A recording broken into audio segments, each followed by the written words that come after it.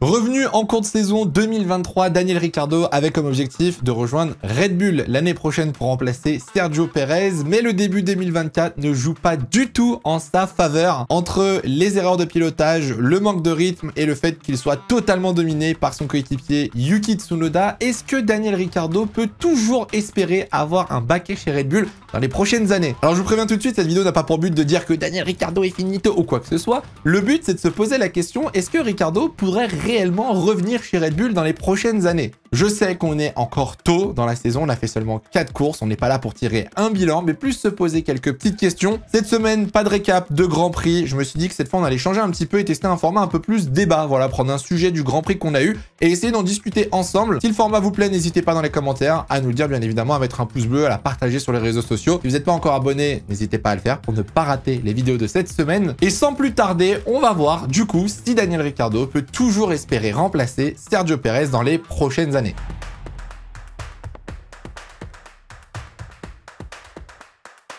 Alors le début de saison de Daniel Ricciardo fait beaucoup parler, et pas en positif malheureusement, battu très fréquemment, quasiment tout le temps, par son coéquipier Yuki Tsunoda. Entre les erreurs de pilotage, le manque de rythme, le manque de confiance en soi, on ne retrouve absolument pas le Daniel Ricciardo qu'on espérait revoir cette saison. Arrivé en cours de saison en 2023, Daniel Ricciardo avait pu participer à seulement 2 courses avant de se blesser en essai libre à Zandvoort. Il avait pu revenir quand même en fin de saison pour faire les 5 dernières courses avec AlphaTauri, et honnêtement la fin de saison dernière n'était pas mauvaise. Très belle performance au Mexique. La course à Abu Dhabi où il termine 11e était une très bonne course aussi. Mais là, sur ce début de saison, j'ai l'impression qu'on ne reconnaît pas Daniel Ricciardo. Alors je vous le dis tout de suite, on n'est pas là pour faire le bilan, on n'est pas là pour juger la saison de Ricciardo, mais plus pour se poser des petites questions parce que, il faut être honnête, c'est comme Charles Leclerc avec Sainz, ça se passe pas très bien pour Ricciardo. Il reste encore 20 Grands Prix. Je suis pas du tout inquiet sur le fait que Ricciardo va réussir à faire des bonnes courses et performer avec cette Visa Cash App RB. Moi, ce qui m'inquiète un petit peu plus, c'est le rythme de Yuki Tsunoda et la place qu'il est en train de prendre dans cette équipe. Sur les 4 premiers Grands Prix de cette saison, Daniel Ricciardo a été battu 4 fois en qualification. Yuki Tsunoda est rentré 3 fois en Q3, battant une Aston Martin ou une Mercedes dans la dernière séance de qualif. Et en course, la seule fois où Daniel Ricciardo a pu battre Yuki Tsunoda, c'était à Bahreïn, où, on va pas se mentir, RB avait un petit peu sacrifié la stratégie de Tsunoda et avait demandé justement au pilote japonais de laisser passer Daniel Ricciardo dans les derniers tours. Du côté de Daniel Ricciardo sur ce début de saison, ça se passe un petit peu moins bien, il faut être honnête. Autant le Grand Prix de Bahreïn s'était très bien passé, autant les 3 dernières courses ont toutes été entachées par une petite erreur ou un petit problème qui a ruiné le week-end du pilote australien. Si on reprend Jeddah, qualification assez moyenne, il se retrouve dans le trafic, sa course est ruinée par un pit stop de RB qui dure extrêmement longtemps, tête à queue en fin de course, histoire de bien détruire le mental. En Australie, il rate sa qualification, il se fait supprimer son tour en Q1 et se fait éliminer. La course après est désastreuse, impossible de remonter. Et là, au Japon, malheureusement, accident dans le premier secteur, virage numéro 2, touchette avec Albon qui le fait abandonner avant même la fin du secteur 1. Alors, en vrai de vrai, ça se joue sur des petits détails. Et honnêtement, ça se joue à pas grand-chose, mais ces petits détails aujourd'hui font que Yuki Tsunoda a déjà marqué 7 points et que la 6e place au constructeur, c'est Yuki Tsunoda qui la tient pour RB. De son côté, Daniel Ricciardo, j'ai l'impression qu'on le voit plus souvent à l'écran en train de faire la gueule que dans sa voiture en train de faire des dépassements. On va être 100% honnête. Sur ce début de saison, Daniel Ricciardo n'est pas catastrophique. On lui tombe dessus très facilement sur les réseaux sociaux, mais vraiment, il est loin d'être mauvais. C'est juste que le midfield et les top teams sont extrêmement serrés cette année. On l'a vu avec les performances de Haas, on l'a vu encore ce week-end à Suzuka. Ça se joue vraiment à pas grand-chose. Et ces petits détails qui manquent à Daniel Ricciardo commencent à lui coûter cruellement. Faut être honnête, si Daniel Ricciardo au prochain Grand Prix termine P6 avec une excellente performance, le mec va faire un bond dans le classement et on aura déjà tout oublié. Donc en soi, c'est pas dramatique, mais on peut quand même déjà se poser quelques questions. Moi, la question que je me pose, c'est le projet de Daniel Ricciardo avec ce retour en Formule 1. On rappelle, il avait été recruté pour relever la barre chez AlphaTauri et espérer remplacer Sergio Pérez chez Red Bull. Aujourd'hui, quand on fait le point avec Max Verstappen et Pérez, Yuki Tsunoda et Daniel Ricciardo, je pense que ça sent très mauvais pour l'Australien. Quand Daniel Ricciardo est revenu en Formule 1, Sergio Pérez vivait probablement l'une de ses pires saisons en 2023. Manque de rythme, manque de confiance, accident sur accident.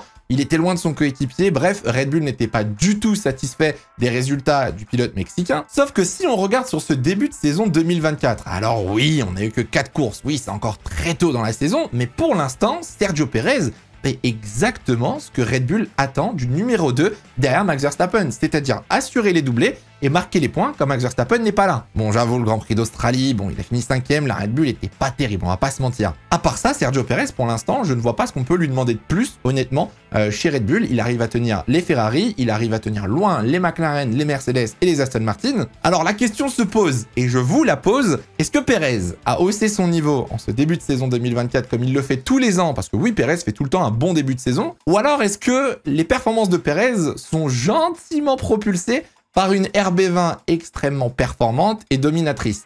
Ça, je vous laisse juger dans les commentaires. D'ailleurs, petite parenthèse, cette semaine, activez bien la cloche et abonnez-vous si ce n'est pas encore le cas. On a prévu une vidéo sur le créateur et le dessinateur de cette RB20, Adrian Newey. On va revenir sur sa carrière et vous allez voir qu'elle est passionnante. Donc, je vous assure, activez bien la cloche pour ne pas rater cette vidéo. Mais du coup, honnêtement, aujourd'hui, pour Red Bull, quel est l'intérêt de vouloir remplacer Sergio Perez par Ricciardo ou même un autre pilote? Qui vous dit aujourd'hui que Daniel Ricciardo ferait des meilleurs résultats que Sergio Perez aux côtés de Verstappen?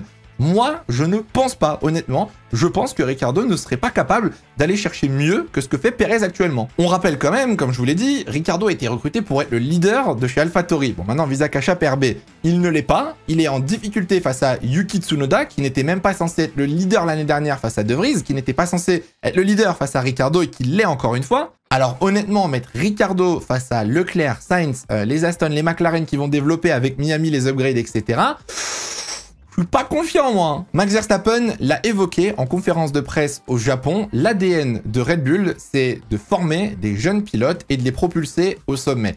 L'exception qui confirme la règle, c'est Sergio Perez. Sergio Perez, il a été recruté après avoir fait une grande partie de sa carrière. Il est arrivé à un certain âge. Et au final, c'est un peu l'exception qui confirme la règle. Et moi, j'ai vraiment du mal, je sais pas ce que vous en pensez, à voir Red Bull répéter ce schéma avec Daniel Ricciardo. Eh, il faut être honnête, hein. Daniel Ricciardo, on arrive potentiellement sur les 4-5 dernières années. C'est une fin de carrière pour Ricciardo. Est-ce que ça vaut vraiment le coup de refaire venir Ricciardo, sachant que Perez s'en sort bien et qu'il y a des jeunes derrière? Après, comme je vous l'ai dit, on est seulement au début de la saison. La tendance peut encore s'inverser, que ce soit du côté de Perez ou du côté de Daniel Ricciardo. Mais du coup, quels sont les problèmes de Ricciardo en ce début de saison? Pourquoi ça ne marche pas avec cette RB? J'aime pas ce nom RB, c'était mieux AlphaTauri quand même. Comme je vous l'ai dit en début de vidéo, la saison de Ricciardo, elle est loin d'être catastrophique. La saison, même qu'est-ce que je raconte, le début de saison est loin d'être catastrophique. Pour l'instant, ça se joue sur des détails et ces détails se jouent principalement en qualification. C'est là où Yuki Tsunoda est très très fort pour placer sa voiture en Q3 à quasiment tous les grands prix. Alors ça peut paraître stupide, mais mieux vous vous qualifiez et si vous passez en Q3, mieux vous êtes placé.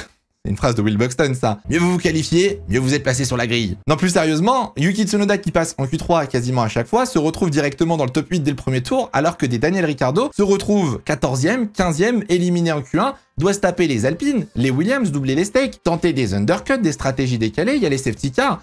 C'est plus compliqué pour Ricciardo. J'aimerais bien voir, ne serait-ce que sur un week-end, pourquoi pas en Chine, voir Daniel Ricciardo en Q3, partir 8e juste derrière Tsunoda ou 9e, peu importe, et voir si du coup il arrive à concrétiser en course à marquer des points. Pour moi, c'est l'un des gros problèmes, entre guillemets, ou l'un des gros enjeux de cette saison, c'est le fait que tout le monde soit si serré, que ce soit les top teams ou le midfield. C'est très très compliqué de doubler en course, c'est très compliqué de faire la différence, donc la qualification est encore plus importante qu'elle ne l'était par le passé. Le problème, c'est dans la tête.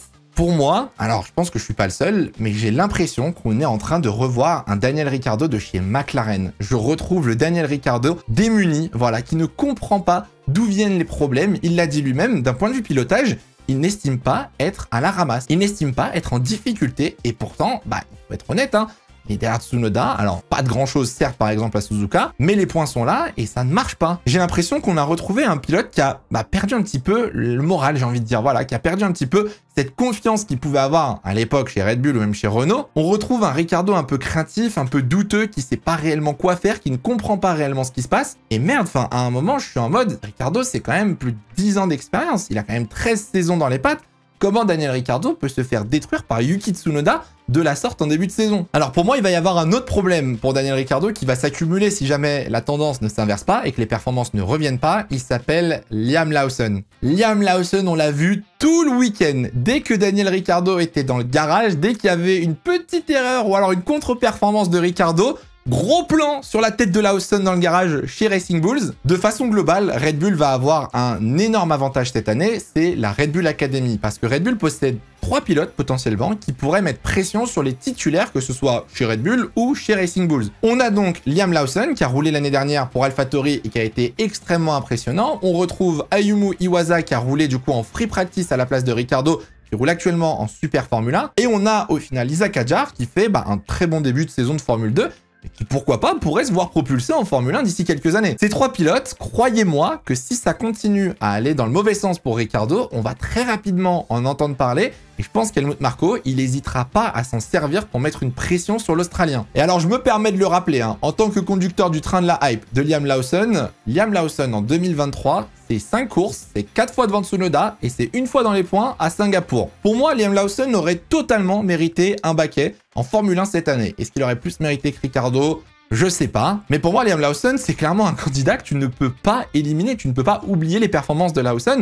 Surtout qu'actuellement, il est présent dans les garages. On sent qu'il y a une petite volonté de le mettre en avant du côté de chez Red Bull. Donc je croise les doigts et j'espère que rapidement Daniel Ricciardo va être capable de trouver le déclic, que ce soit du style de pilotage, que ce soit dans le réglage, que ce soit du côté mental ou physique, je ne sais pas. Parce que si on fait le point pour l'instant sur la situation chez Red Bull, dans la famille Red Bull, on a Max Verstappen qui possède la meilleure voiture, qui est potentiellement le meilleur pilote sur la grille. On a Sergio Perez qui possède la meilleure voiture et qui honnêtement en fait très bon usage et satisfait totalement les objectifs de Red Bull. On a Yuki Tsunoda qui était censé être le petit pilote de l'académie, etc., le sidekick de Daniel Ricciardo, qui atomise Ricciardo et qui est un vrai leader pour l'instant dans l'équipe B de chez Red Bull. Et on retrouve notre Daniel Ricciardo qui avait comme objectif de remplacer Perez et qui là pour l'instant n'arrive même pas à battre Tsunoda. Et du coup à ça tu rajoutes les 3 rookies, les 3 minots derrière qui mettent la pression et qui eux forcément veulent la place de Tsunoda et de Daniel Ricciardo. Alors, on n'en est pas encore là, on a fait seulement 4 courses, on est au mois d'avril, donc on va se calmer, mais je me permets quand même,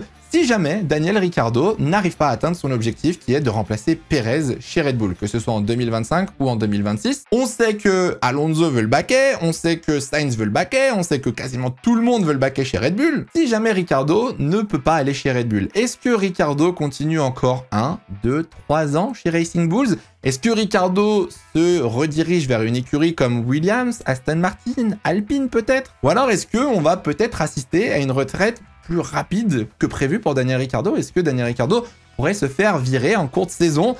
Je l'espère pas, honnêtement je l'espère pas. Pour moi Daniel Ricciardo reste un très bon pilote, que ce soit au niveau du pilotage, au niveau du feedback technique, même d'un point de vue commercial, c'est quelqu'un d'engageant, c'est un leader, sauf que pour l'instant, il n'est pas à l'aise, on va dire, il n'est pas à sa place et ça ne fonctionne pas. J'espère qu'on pourra refaire une vidéo sur Ricciardo d'ici la fin de saison. J'espère que la tendance se sera totalement inversée et que Ricciardo aura réussi à débloquer cette performance. Moi, je vais pas vous mentir, ça fait depuis l'année dernière que je commence à être très fan de Yuki Tsunoda, donc ça m'arrange un petit peu ce début de saison. Je suis très content pour Yuki qui, pour moi, a été énormément sous-estimé aux côtés de Pierre Gasly et ensuite face à Nyck de Vries. Donc j'ai hâte de voir comment les prochains rounds vont se dérouler. Je pense que d'ici l'été, de toute façon, rien ne va bouger, ne vous inquiétez pas. Même si le marché des transferts va être fou cette année, on va en parler énormément sur cette chaîne YouTube. Il va y avoir beaucoup de choses, il y a beaucoup de rumeurs et il risque d'y avoir beaucoup de mouvements. Dites-moi dans les commentaires ce que vous pensez, vous, de la situation de Daniel Ricciardo en ce début de saison. Encore une fois, il faut pas l'accabler, restez poli, venez pas me dire qu'il pue la merde parce que c'est pas vrai. J'ai hâte de voir un petit peu ce que vous pensez de cette situation chez Racing Bulls, Visa Cash App Racing Bulls. Et puis si ce format de vidéo vous a plu, n'hésitez pas aussi à me le dire dans les commentaires ou sur les réseaux sociaux, comme ça je pourrai l'adapter à chaque week-end de course. On prendra un petit sujet du Grand Prix, de ce qui s'est passé sur la piste, dans le paddock ou quoi, et on pourra en faire un petit débat les lundis. Merci à tous d'avoir regardé cette vidéo, j'espère qu'elle vous a plu. N'hésitez pas à mettre un petit pouce bleu, et nous on se retrouve mercredi du coup pour une nouvelle vidéo au sujet d'un ancien champion du monde de Formule 1. En attendant, passez tous une très bonne semaine, faites attention à vous et portez-vous bien, c'est le plus important. Ciao ciao.